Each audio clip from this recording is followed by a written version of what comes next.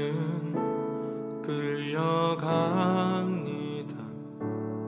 상처난 주님의 손에 이끌리어 내가 감히 놓아도 놓치지 않으시는 마음의 눈물로 나는 끌려갑니다. 상처난 주님의 손에 이끌리어 내가 감히 놓아도 놓치지 않으시는 마음의 눈물로 때로는 광야와 동산에 또 폭풍과 좋게 부는 바람에 하염없이 그 자리에 머물러도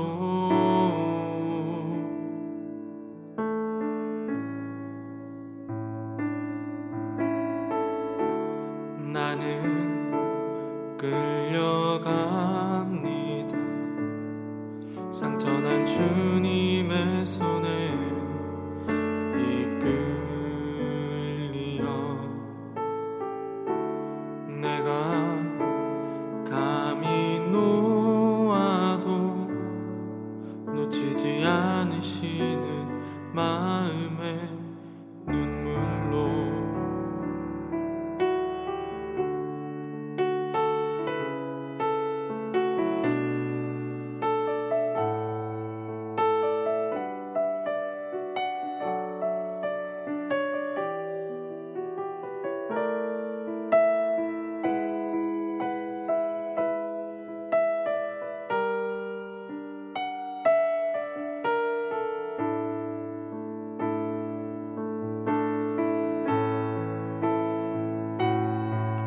때로는 광야와 동산에 또 폭풍과 좋게 부는 바람에 하염없이 그 자리에 머물러도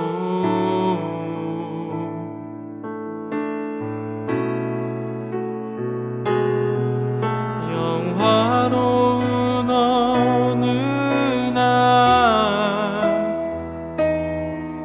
우리를 시작하신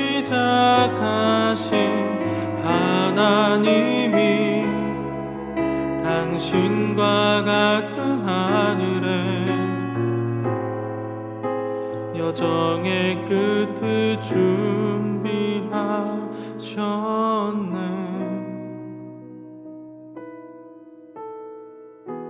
나는 끌려갑니다. 한결같은 당신의 사랑을 따라서 조금씩 더 조금씩 변하지 않은 그곳을 향해 변하지 않은 그곳을 향해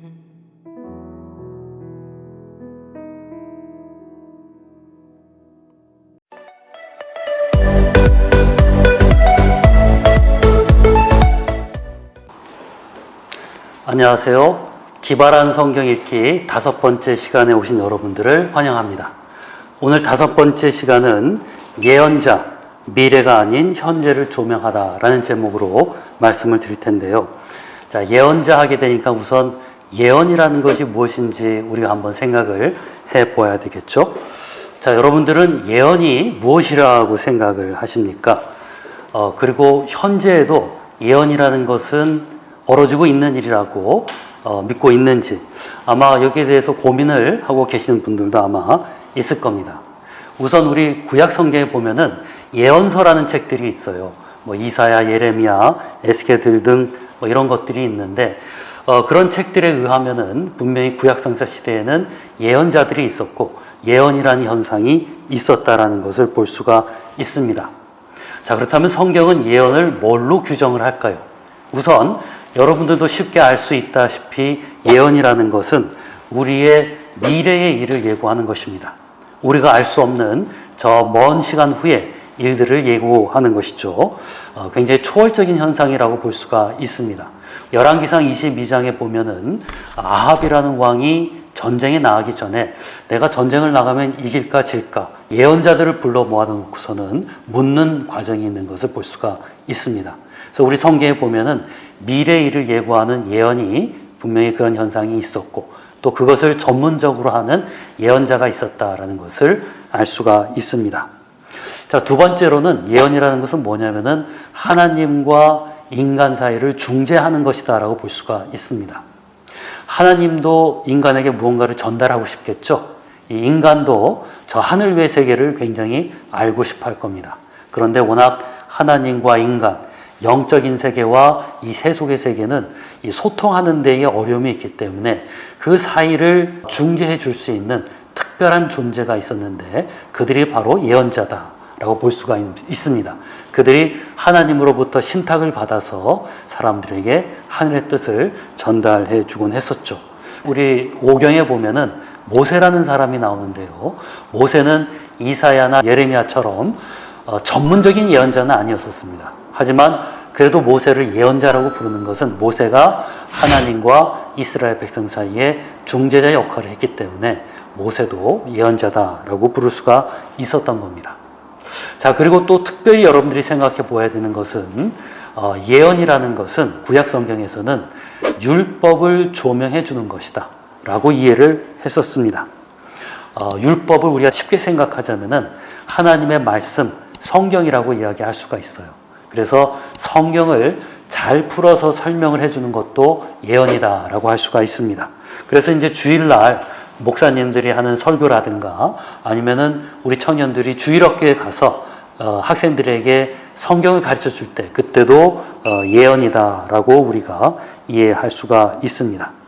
그러니까 예언이라는 것이 여러분들이 생각하는 것보다 훨씬 범위가 넓죠. 미래를 예고하는 것, 그리고 하나님과 인간 사이를 중재하는 것, 그리고 하나님의 말씀을 조명하여서 설명해 주는 것, 이 모든 것을 예언이라고 할 수가 있습니다.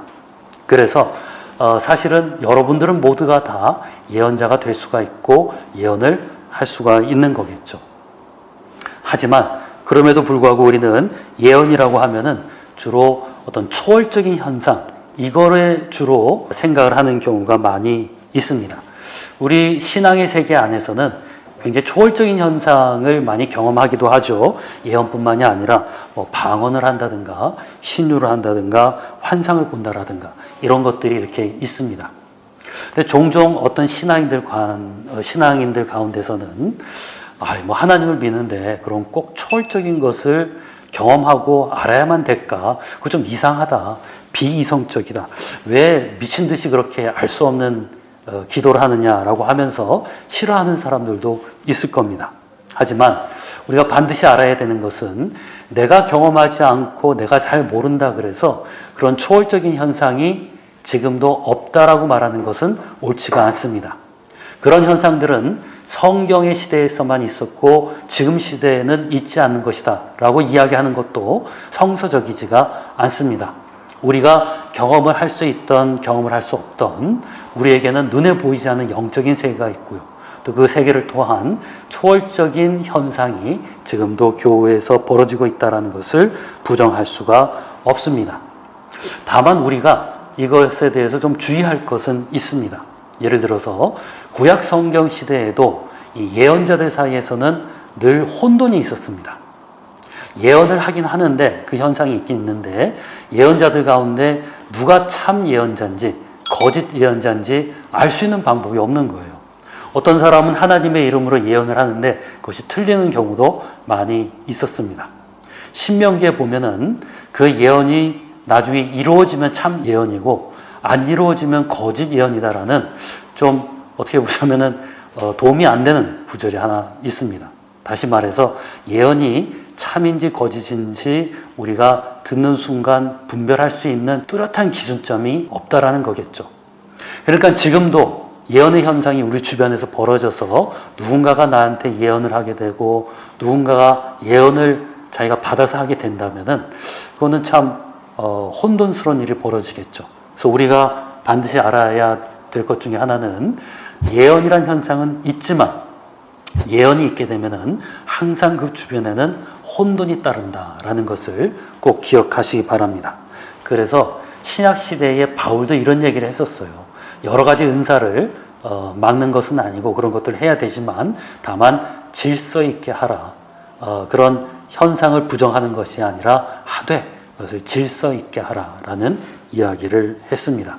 아마 우리 주변에도 누군가가 예언을 한다, 초월적인 역사를 벌인다 하게 되면은 그것 때문에 아마 좀 혼돈이 벌어지기도 할 것입니다. 그러면은 언제 그런 초월적인 현상과 그런 경험을 우리가 할 수 있을까? 여러분들은 어떻게 생각하세요? 성경에 언제 그런 일이 벌어지고 안 벌어지는지 거기에 대해서 이야기해 주는 것은 뭐 뚜렷하게 있지는 않습니다. 그런데 제가 이거는 굉장히 개인적인 경험인데요. 저도 초월적인 경험을 좀 해보았어요. 하나님의 뜨거운 성령의 체험을 하면서 방언을 하게 되었고 그것이 제가 굉장히 하나님을 따르게 되는 길로 걷는 데에 결정적인 역할을 했었습니다.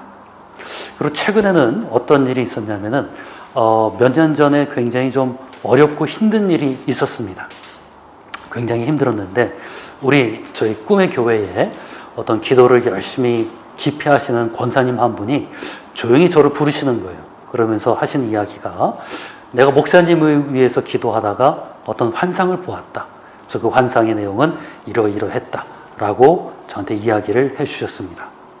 평소 같으면 좀 그런 일이 다 있나 막 이렇게 생각을 했었을 텐데 그 당시 저는 굉장히 좀 힘들고 그랬기 때문에 내가 목사임에도 불구하고 말씀을 봐도 잘 들리지 않고 기도를 하려고 해도 말문이 잘 열리지 않는 굉장히 답답한 상황이 있었습니다. 아마 하나님께서는 제가 안 됐다고 생각을 했는지 말씀을 봐도 기도를 해도 잘 안 되니까 그런 초월적인 현상을 통해서 저한테 계시를 해주신 것이 아닌가. 평소 같으면은 무슨 뚱딴지 같은 소리를 하시나 했을 텐데 그분이 저에게 그 환상의 이야기를 해주신 순간 저도 모르게 눈에서 눈물이 흐를 뻔했었던 그런 기억이 있었습니다. 그리고 내가 수련회 가서 그렇게 방언을 하게 되는 기회 때문에 하나님을 열렬히 믿게 되는 이 길로 갖게 되었는데 그때가 제가 고등학교 3학년 때였었어요. 제 생각에 제가 아마 그 당시에 그런 어떤 극적인 체험을 안 했으면은 대학생 되었을 때 아마 교회를 안 다니지 않았을까라는 생각이 듭니다.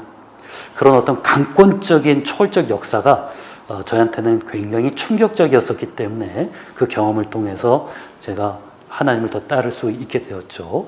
사도 바울도 공부를 못해서 예수를 안 따랐던 게 아니겠죠. 공부는 잘했지만은 그도 도상에서 하나님의 음성을 듣고 나서야 그런 초월적 경험을 하고 나서 하나님을 따를 수가 있었습니다. 그래서 평소에 늘 기적적인 초월적인 체험을 구하는 것도 좋지만은 사실은 하나님은 그런 초월적인 체험은 하나님이 생각하시기에 가장 필요할 때 주는 것이 아닌가. 물론 그런 은사와 경험을 우리가 사모도 해야 되겠지만은 왜 이런 일이 나한테는 있고 없을까? 뭐 이런 것들은 전적으로 하나님의 주권에 달린 일이다라는 것을 여러분들이 기억을 했으면 좋겠습니다. 자, 예언이라는 것이 무엇인지 한번 간략하게 보았는데요. 그 다음으로는 이 예언의 목적은 무엇인가라는 것에 대해서 한번 이야기를 해보겠습니다. 많은 사람들이 예언의 목적은 그 방향성이 미래에 있다라고 생각합니다. 그렇죠. 예언은 주로 성경에서 보면은 미래에 무슨 일이 벌어질지 얘기한 것이 많이 있습니다. 자, 그런데 제가 이 시간에 말씀드리고 싶은 것은 예언의 목적은 사실은 미래가 아니라 현재다라는 것을 말씀드리려고 합니다. 한번 쉽게 설명을 해볼게요. 이런 일이 있어서는 안 되겠지만은 여러분들이 만약 병원에 갔는데 의사 선생님이 진찰하고 나서 여러분들에게 예언을 해 주셨습니다. 예고를 해 주셨어요. 아쉽지만은 우리 형제님께서, 우리 자매님께서 석 달 뒤에 돌아가실 것 같습니다. 라고 이제 예언을 한 것입니다. 자, 그렇다면은 여러분들이 그 예언을 듣게 된다면은 여러분들의 삶에 어떤 변화가 있을까요? 분명히 석 달 뒤에 죽을 거라는 말은 미래를 예고한 거지만은 그 예언을 듣고 나면은 그 벌어지는 모든 일들은 여러분들의 현재의 삶에 변화가 아마 생길 겁니다. 아, 석 달 뒤에 내가 죽는구나. 그렇다면은 내가 지금 사랑하는 사람이 있는데 고백을 못했으니까 가서 사랑한다라고 얘기해야지. 내가 잘못한 사람이 있는데 가서 용서해달라고 이야기를 해야지. 내가 버킷리스트가 이렇게 있는데 이것을 하나하나 해보아야지. 미래의 예언을 들었지만은 변화되는 그 현상은 전부 다 현재에 초점이 맞춰져 있다는 것을 알 수가 있습니다. 구약 성경에 있는 예언서의 예언도 다 마찬가지예요. 여러분들이 아모스서나 이사야서나 뭐 에스겔서나 이런 걸 보면은 굉장히 예언이 무섭습니다. 예언은 딱 한 가지 간단해요. 뭐냐면은 너희가 이대로 가다간 다 망한다입니다. 어떤 예언자든지 그들의 예언은 딱 한 가지 그거였었어요. 너희들은 이대로 가면 망한다. 근데 그 수많은 내용의 내용은 뭐냐면은 망할 수밖에 없는 이 나라 백성들의 현재의 삶을 진단을 해주는 겁니다. 아모스 같은 경우는 니네 망하는데 왜 망하냐면은 너희 가난한 사람을 돌보지 않아서 사회 정의를 훼손시켜서 그렇다. 호세아 같은 경우는 너희는 망한다. 왜 망하냐면은 너희가 하나님만 섬기지 않고 다른 신들을 섬겨서 그렇다. 예언서가 이렇게 두꺼운데 그 모든 내용들은 다 현재의 삶을 진단하는 것으로 되어 있습니다. 그러니까 우리 예언이라는 것이 건전하려면 어떤 건지 아시겠죠? 건강한 예언이라는 것은 그 예언의 초점이 미래가 아니라 현재에 두어야 된다라는 것입니다. 자, 그리고 또 한 가지 제가 개인적으로 겪었던 일을 말씀드릴게요. 굉장히 오래전에 제가 신학교 1, 2학년 때에 제가 아는 분이 저 서울의 천호동에 어떤 기도원을 가면 아주 용한 분이 계시다라고 해서 저를 데려간 적이 있었습니다. 거기 어떤 기도하시는 권사님이 아주 영험하신 분이셨었습니다. 그래서 뭐 너는 어떻게 될 거야, 너는 어떻게 될 거야 이렇게 예언을 해주시는데 저한테도 막 기도를 해주시면서 어떤 예언을 해주었던 것이 기억이 납니다. 자, 그런데 그분이 하셨던 예언을 제가 지금도 잊지 못하는데 그 후로부터 지금 한 30년이 지났는데 되돌아보니까 그분의 예언이 다 맞은 거예요. 신기하죠? 정말로 그런 초월적인 일이 벌어질 수도 있다는 것입니다. 자, 근데 문제는 뭐냐면은 저랑 같이 기도원을 가자라고 했던 그분이나 아니면 어떤 사람들은 그 천호동에 있는 기도원을 매일 가는 거예요. 가서 뭘 하냐면은 권사님, 내가 내일은 누굴 만날까요? 권사님, 나는 누구랑 결혼을 해야 될까요? 우리 아들이 어느 대학을 가야 될까요? 이렇게 일일이 다 물어보면서 그분이 말씀하시는 대로 다 하는 겁니다. 오늘 저녁에 뭘 먹을까요? 자, 여러분들 이런 예언 현상에 대해서 어떻게 생각하세요? 그 예언이 미래에만 초점이 맞춰져 있다면은 사실 여러분들의 신앙생활에 믿음이 뭐가 필요할까요? 여러분들 믿음이 뭔지 아시죠? 믿음의 조상 아브라함에게 믿음은 뭐였냐면은 하나님이 그를 불렀을 때에 갈 바를 알지 못했지만은 나아갔다라는 겁니다. 하나님이 불렀어요. 그런데 어디로 가라고는 얘기도 안 해주셨습니다. 하지만 불렀다라는 그 믿음을 가지고 발을 뗐을 때에 아브라함이 믿음의 조상이 될 수가 있었습니다. 자, 그런데 마치 무속인들을 찾아가는 것처럼 너는 내일 뭐 해야 돼? 너는 어느 대학을 가야 돼? 이렇게 된다면은 우리에게는 하나님의 필요 없겠죠. 성경을 읽을 필요도 없는 겁니다. 우리의 삶에는 믿음이라는 것이 필요 없게 돼요. 자, 그래서 히브리서 11장 11절은 이렇게 이야기합니다.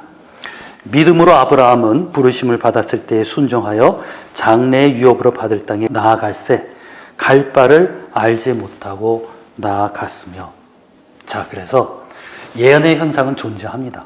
그런 영적 능력이 있는 사람은 정말로 여러분들에게 내일 무슨 일이 일어날지 아마 이야기해 줄 수도 있을 거예요. 하지만 건전한 예언이란 뭐냐면은 그런 예언을 들었을 때 미래의 시간표를 따는 것이 아니라 현재 내 삶에 어떤 건강한 변화가 일어나게 되는지, 이것이 건강한 예언입니다. 그래서 여러분들도 신앙생활 하다가 누군가로부터 예언을 들을 수가 있을 거예요. 그때 그 예언이 내 삶의 현재를 변화시키는지, 아니면 나로 하여금 미래의 시간표에만 관심을 갖게 하는지 한번 잘 구분을 해보세요. 그것이 현재의 삶에 영향을 미친다면 그것은 건강한 예언이다 라고 볼 수가 있습니다. 자, 그래서 예언과 관련하여서 마지막으로 또 한 가지 한번 나눠볼 이야기가 있습니다. 여러분들 1999년에 과격한 종말론자들이 득사했던 것을 기억하시나요? 아마 그때 태어나지도 않은 분들이 있어서 아마 잘 모르기도 할 텐데, 역사상 구자가 들어간 해에는 항상 과격한 종말론자들이 많이 설치됐던 때가 있었습니다. 자, 근데 그 사람들은 참 유감해요. 이게 뭐냐면은 자신들은 안다라는 겁니다. 언제 하나님이 다시 오실지, 예수님의 재림의 때가 언제인지 자기는 알고 있다. 아까 말씀드렸듯이 이 사람들은 예언이라는 것을 미래에만 초점을 맞추고 있습니다. 그거 참 이상해요. 예수님은 그때와 시는 감췄다 그랬거든. 왜 하나님이 감춘 것을 자기가 들추려고 할까요? 그리고 하나님이 그때와 그 시기를 감췄을 때에는 분명히 깊은 뜻이 있겠죠. 그 뜻이 무엇인가를 발견하려고 하지 않고 나는 그 시간을 안다, 나는 그때를 안다라고 왜 미래에만 초점을 맞출까? 여기에 분명히 큰 문제점이 있습니다. 그래서 우리는 복음서에 있는 열처녀 비유라는 것을 한번 생각을 해볼 필요가 있어요. 처녀들이 있었는데 이제 신랑이 온다라고 하는 겁니다. 그런데 문제는 언제 올지를 몰라요. 그래서 한 무리의 처녀들은 언제 올지 모르니까 깨어 있었습니다. 근데 한 무리의 처녀들은 언제 올지 모르니까 그냥 나태하게 잠이 들고 말았습니다. 자, 언제 올지 모를 때에 깨어 있었던 처녀들은 지금 당장 조금 있다가 예수님을 만날 수 있기 때문에 잠이 들 수가 없었던 거예요. 알았다면 어떻게 될까요? 만약 우리가 예수님이 언제 오는지 안다면 어떤 일이 벌어질까요? 아마 대난리가 날 겁니다. 그때까지 실컷 놀다가 그 전날 믿든가 아니면은 뭐 있던 거 다 갖다 판다든가 아마 대혼란이 일어날 수도 있는 거예요. 우리는 예수님이 언제 오는지 모르기 때문에 마치 오늘 저녁에 오는 것처럼 하루를 살 수가 있는 겁니다. 오늘 아침에 일어나도 마치 오늘 저녁에 예수님이 오실 것처럼 우리가 산다면은 하루를 얼마나 주님을 위해서 뜻깊은 헌신을 하면서 살 수 있을까요? 그렇기 때문에 미래일이라는 것은 우리가 알지 못해야만 더 건강한 신앙생활을 할 수가 있는 것입니다. 그래서 하나님께서는 예언이라는 현상은 두었지만은 그 예언이 참인지 거짓인지, 그리고 미래를 예고해 줄 수도 있지만은 그 미래가 시간표가 정확히 어떻게 되는지는 하나님께서 관심 갖지는 않도록 그렇게 성경을 통해서 인도를 해 주었습니다. 자, 우리가 좀 어려운 주제인 예언에 대해서 한번 이야기를 해 보았습니다. 우리가 예언에 대해서 다 이야기는 할 수 없겠지만 우리가 건전하게 교회에서 예언을 어떻게 이해해야 될지는 아마 잘 아시리라 생각이 듭니다. 여러분들 모두 다 성경을 펼치고 하나님의 말씀을 가르치게 되면은 다 예언자가 될 수가 있습니다. 그리고 예언의 현상이라는 것은 부정할 수가 없습니다. 하지만 예언을 여러분들이 경험하게 되면은 그것이 건강한 예언인지, 나의 현재의 삶에 건강한 유익을 줄 수 있는지, 이것을 먼저 생각을 해보시면서 마치 오늘 저녁에 예수님이 오시는 것처럼 하루를 열심히 사시는 우리 꿈의 교회 청년들이 됐으면 좋겠습니다. 감사합니다.